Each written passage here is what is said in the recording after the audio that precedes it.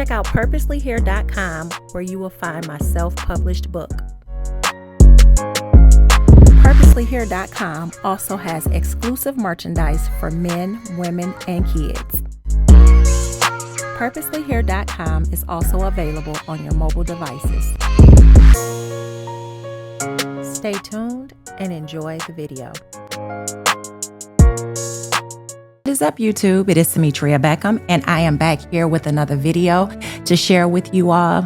Listen, before we hop into this video, make sure you like, share, and subscribe to my channel. And do not forget to check out my website, purposelyhere.com, where you can find exclusive hoodies and t-shirts for the whole entire family, amongst some other items as well. But most importantly, you can find my 2 self-published books that you see in the back on the website as well. So listen. Let's hop in, because I have a really important question for you all today. One that I want you to be very truthful about. Not necessarily to me, but to yourselves. So it's going to take some thinking and some examining of your situation. So let me ask you something. Are you just living in a house, or are you actually building a home? Where you reside currently, is that a house, or is it a home that you're residing in? Because we all know a house is just walls, bills, and people under one roof. But a home is about peace and structure, and creating an environment where everyone feels safe, loved, and supported. So I ask you this question again. Are you just living in a house, or are you actually building a home? Are you wasting your time where you are? Does the Most High really have you where you need to be? Are you just passing time until the next relationship, or are you actually building a home? That is something that I want you to ponder and think on. For some of us, we might have to think about it and examine our situations a little bit more deep. But others of us, we know. And we know without a shadow of a doubt what it is. So what I want to do today is I want to break down the difference between the two. I also want to give you some practical ways to shift from just having a house to truly building a home, if that's what you desire, if that is what the Most High has for you to do where you are. Because some of us are in situations, we are in living circumstances, relationship situations that we aren't actually supposed to be in. And typically that's where that house comes from versus that home building. All right, so let's focus a little bit on the basics. So we all know a house is simply a building. It's a structure that some people got together and they made this blueprint and they build it, and doors, walls, ceilings, windows, kitchen, all that other fun stuff. A place where you can just lay your head. It's a place where you sleep, eat, where you keep all your stuff. But you can live with people in the same house and never really feel connected. And that is the house part. You don't have the connection. You don't have the vibe, And I understand there are phases that we go through with our relationships where, things might happen and, you might feel some form of disconnect, but being able to sit down and talk about things and come to an understanding on things, it can help you get back towards building that house, building that home. But in a lot of situations, that's not the case. It's because you're living in a house with someone versus a home. Now, a home, on the other hand, is about the atmosphere. It's about that vibe, that feeling, the way that you all move about with one another. It's the way people treat each other inside the walls. A home is filled with peace, understanding that it has order, love, and a big one, it has respect. And know this too, it's not about the size of the house. You can live in the most elaborate place So it has nothing to do with the size. It has nothing to do with the location. It has nothing to do with the style. It's about the spirit that's inside of it. And you are inside of it. Your partner is inside of it. So therefore, it's about the two of you that is inside that home. Most importantly, is the Spirit of the Most High there dwelling with you all inside that structure. Let me point out some signs of just living in a house with the person that you're with, okay? Now, how do you feel if you're just living in a house instead of building a home? Here it is. Communication is surface level. You all only talk about bills, chores, schedules. You all never really get into the feelings or the dreams or the goals for you all, for the family, for your structure.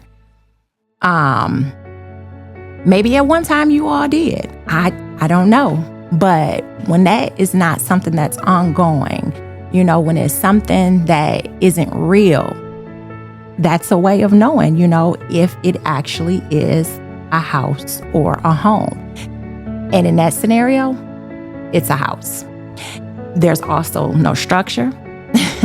Everyone just does their own thing. No real routines, no sense of unity. Y'all kind of just coming as you please. It is what it is. That's what it is. Another thing, the atmosphere, it feels tense. There's tension. There's always something. Even if it's spoken or unspoken, you can feel it. You're not dumb. You know when things are right. You know when things are not right. So that tension in that atmosphere, when that person walks in the room, it's just like, man, if they don't go on somewhere, if they don't leave me alone, if they don't get out of my way, if they don't get out of my space, you know what I'm saying? You can feel that tension in the atmosphere. So that too is a way of knowing that that is a house, not a home.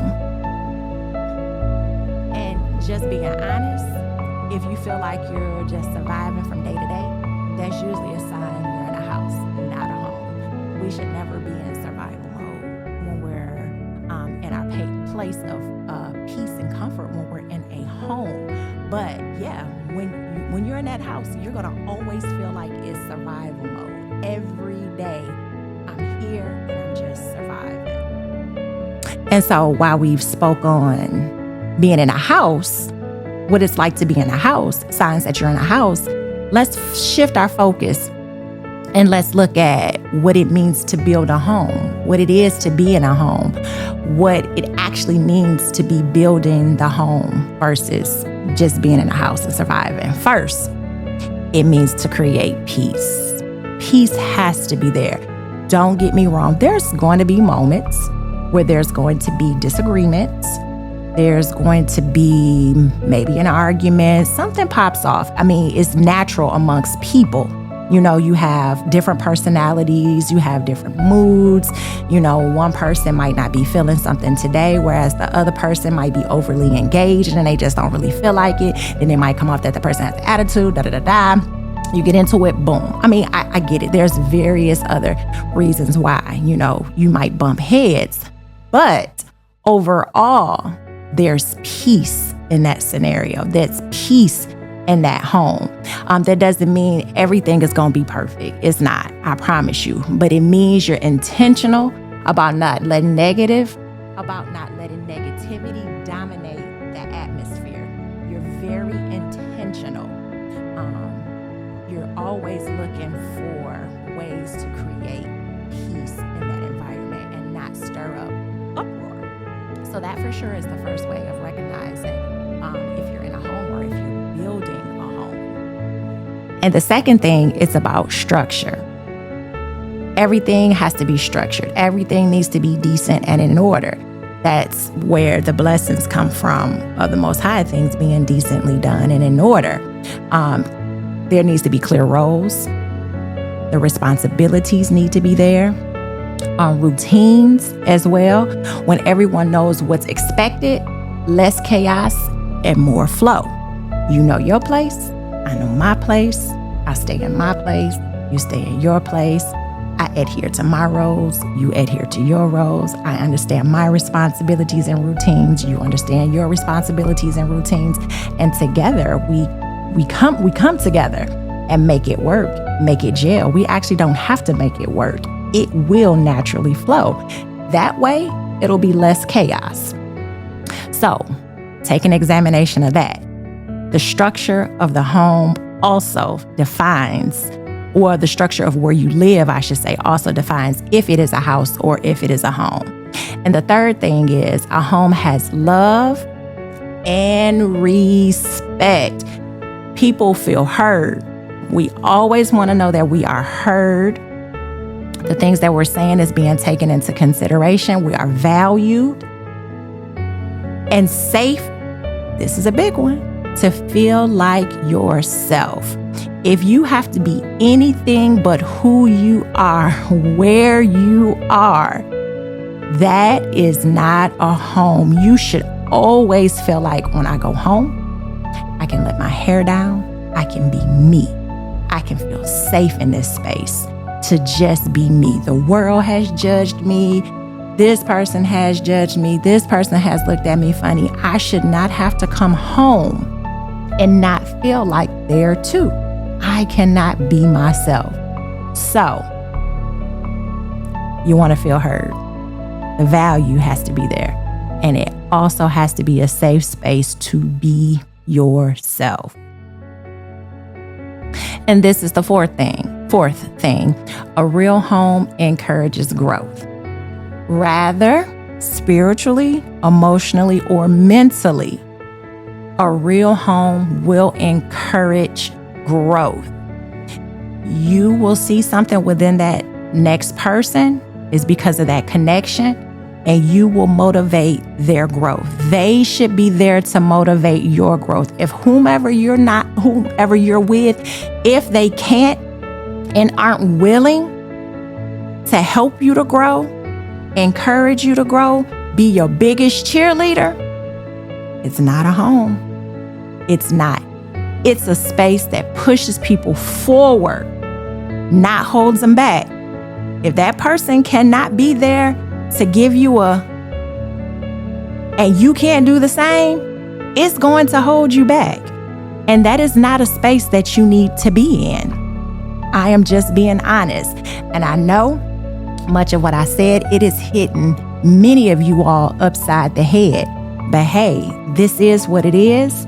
And this is a channel to help you to grow and to help you to be a better person. Rather it is in the home or outside of the home.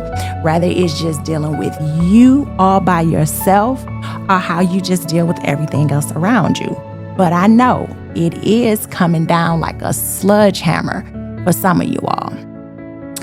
And finally, building a home means having a shared vision. I mean, you will have your own like independent little goals. And well, I don't want to say little goals. It's because I never want to minimize the things that we have going on individually. But this is the thing, our individual goals, when we bring them together, they should mesh. They should become one shared vision.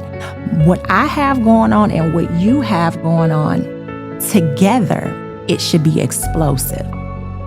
We should have the same goals, visions, desires in mind. Whether it is family, whether it is business, whatever it is, all of them together, they should be a shared goal.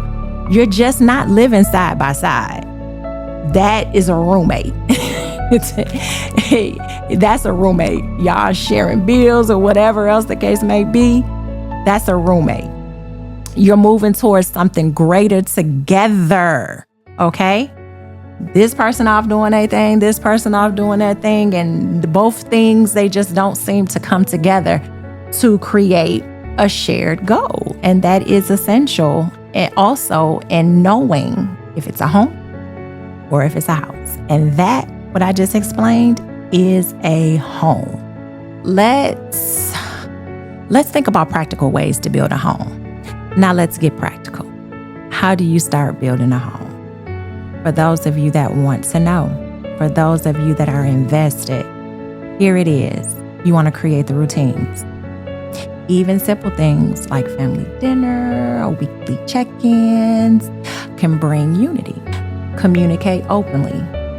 You always want to go beyond chores and bills. Talk about dreams, struggles, and goals. Again, remember, if that's all the communication that you have, when is bill due? When you gonna give me money for this? All right, yeah, no, that's not gonna work. You gotta talk about the dreams. You gotta talk about, struggles that was there and how you're able to overcome them so that you all can be better because we're heading towards a home. All right, here's another one. Protecting your atmosphere. Do not let constant arguing, gossiping, or negativity take over. That is a downfall, especially with that arguing piece. Nobody wants to be in an environment where there's just always fussing and griping. I've even learned that there might be something that I don't like. There might be something that comes up and I'm like, I didn't like that. But in that moment, I know that if I say something, an argument will happen. But in knowing that, wisdom tells me, shut your mouth. It's going to be okay. There is a time and a place for every conversation. There is a time and a place for everything to be had. And maybe in that moment, it is not the right time. But there will always, if it needs to be spoken of, be the right time to discuss something without an argument happening. So you have to always be aware and understand when is or when isn't that time. There might be a time later on when something comes up and you might say, you know what? Since this has come up, let's talk about something that happened during such and such time. In that moment, when that happened, I really didn't like it. I didn't say anything then. It's because I was so angry that in that anger, I know there would have been an argument. So I chose just to wait until a better time to talk about it. So this is what was said. I really didn't like it. Or this is what was done. I really didn't like it. Whatever it might be. But I'm letting you know so that you can be more aware of it in the future. It's about what you say, how you say it, when you say it. You can definitely get your point across. You can definitely stand up for yourself without creating an argument. You are two adults, or you should be. You ought to be able to have a discussion without it being an argument. I speak, you listen. You speak, I listen. That's where understanding comes from. Because if we're both going back and forth, we're going to miss each other. It's going to make it worse. It's going to make it harder for us to get through to each other. When, all we simply have to do is, I speak, you listen, you speak, I listen. I don't come back to argue. You don't sit over there thinking up something in your mind so that when you speak, it's going to be an argument. No. Nobody wants to be in that type of environment. And 9 times out of 10, when you do it that way, you all can walk away, having both spoken your piece, had an understanding, and still be able to move throughout the rest of the day without, in the back of your mind, mad because of that argument that you all had earlier. Somebody didn't say some stuff they shouldn't have said, or maybe really did mean it, but it came out in the argument. Now I really know how you feel. Because we do it. Both men and women, we do that. So, I don't know. I think I didn't really mean to go off into that tangent, but for me, arguing is so cringe to me. I hate it. So I think that's why I got so deep off into that explanation of arguing, is because I hate it. Arguing for me pulls so much energy. It brings so much negativity. And listen, I've experienced it and I've dealt with it for so many years of my life that now that I'm in the place that I'm in, I just don't want to do it. I will shut my mouth in the moment and be pissed off mad and avoid an argument until I'm able to calm down and be able to speak from one adult to the other adult, being respectful with what it is that I'm voicing. I hate it. It drains me to argue. Let me tell y'all, it will take me weeks sometimes to bounce back from an argument because that's how much it drains me. That's how much I absolutely hate it. It brings about so much negativity. And a very important thing to do also is after you all have discussed, not argued, something that I always do, and I advise you just look at your partner. You good? We good? We got everything handled? It's all good, right? You both agree? I like to give a kiss, a hug. All right, cool, we're good. If you're not good, take the time to figure out, okay, how can we be good? Now, it's because I don't want to hold on to this for the rest of the day, for the rest of our lives. Let's get it figured out. Let's be able to move on so that we can continue to be productive. All right, y'all. So I went way further into that arguing piece than what I anticipated. But again, it's just something that I hate so much. And I wanted to be able to address that. So to get back into how to build a home, just these last 2 points, you want to make sure that you, like I said before, you want to support each other's growth, whether it's spiritually, whether it's in a career, whether it's personal. You want to be each other's biggest cheerleader. Nobody else should be able to cheer for your partner bigger than you can. Nobody else should be able to cheer for you greater than your partner. So you want to make sure that that support is there for each other for whatever the case might be. And last but not least, you want to make a space for peace. Make sure, again, your home is peaceful. Maybe that's a quiet corner. Maybe it's setting aside time for prayer, reflection, or just rest. You want to make sure it's peace. And not even just with those points, but also peace to where, again, it's not that bickering and fussing and griping, and because that's not peaceful. That isn't. Again, nothing is perfect. There's gonna be stuff, absolutely. But overall, when your person comes in, when you come in, it should just be an atmosphere of peace, of love, like, I've made it home. All the BS is on the other side of the door. I'm at home, and this is a place of peace. So, think on it. Is that what your home or your place of residency is? So here it is, bottom line. A house is just a building. Remember, something that somebody has drawn up and structured and put together, put a dollar sign on it, and you purchased it or you're renting it, whatever the case may be. But a home is a foundation for life, hopefully forever.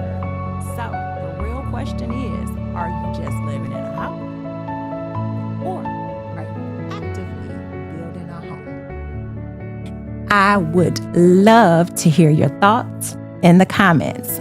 So, what's one thing you do or want to do to make your house feel more like a home, if it's even possible? Because again, you might be in a situation where, first of all, you should not even be anyway. So that will never be a home. It will always be a house. So I think most importantly, you should be trying to figure out, is it even possible based upon what the Most High wants for you? And if you found this information to be helpful, as I know that many of you will, if you will be honest with yourselves, make sure to like, share, and subscribe to my channel for more content such as this. And remember, peace and structure don't just happen. They're built one day at a time. All right, you all. So I will see you next week.